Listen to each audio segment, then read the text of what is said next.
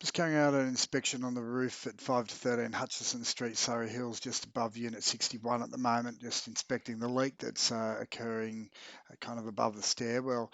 Now, I found that the rubber deck type boot here has deteriorated and the anchor point has actually deteriorated also.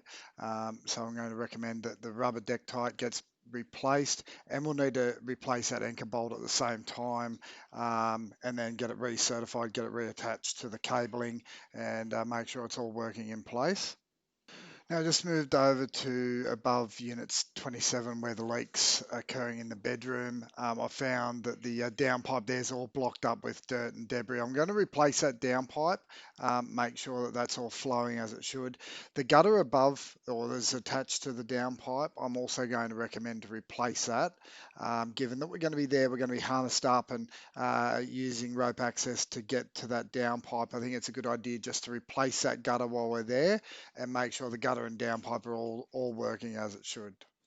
I've just moved over to Unit 24 at the moment. Now, I couldn't get access to actually find where the exact leaks have been occurring, so I've just inspected the roof above the area. Firstly, I'll recommend changing the rubber boot around the exhaust vent there just to make sure that that's not causing a problem. The rubber deck tights only last for about 10 to 12 years anyhow, so it's probably a good idea to get rid of it and replace it with a new one. So just going over the entire roof here at the moment, just inspecting everything that I can see.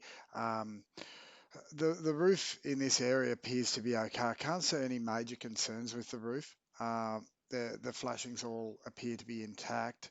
However, I am going to recommend that we reseal and rivet all the flashing joints, in particular at the base of these valleys where they meet the sides of the dormers.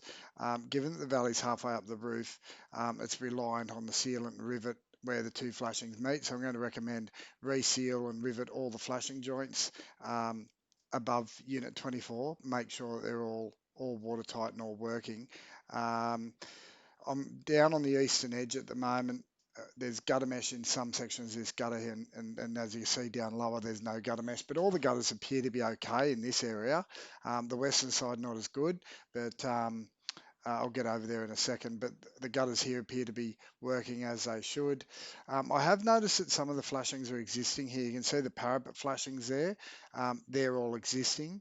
Um, I would probably recommend that those flashings to be removed and replaced. I don't know why they didn't get done when the roof was replaced. They're the original flashings, and I have found some of those flashings over the entire block that should be done. So you can see all the side flashings. This is the southern edge; they've all been replaced, but the northern edge are the existing flashings. So I'm just going to recommend replace that section with new Colorbond flashings. They'll be woodland grey to match the roof sheets, and make sure that they're all new, all sealed in place correctly, and not going to cause you a problem down the track. So just moved over to the western side of Unit 24 now. I'll recommend cleaning all these gutters. You can see the leaf litter here building up behind the gutters and behind the angle trims there. We'll clean all those, make sure that they're all flowing. Now that's that capping that I was talking about there. You can actually see rust at the top left corner of the screen there. You can see the rust on that joint.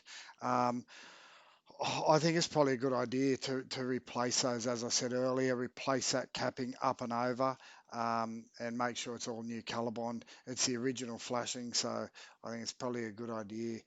Get rid of it, replace it with new Colorbond, and then you don't have any issues with water entry, especially in between the cavities of the two apartment blocks side by side. You'll find that the new Colorbond will fix any issues relating to that.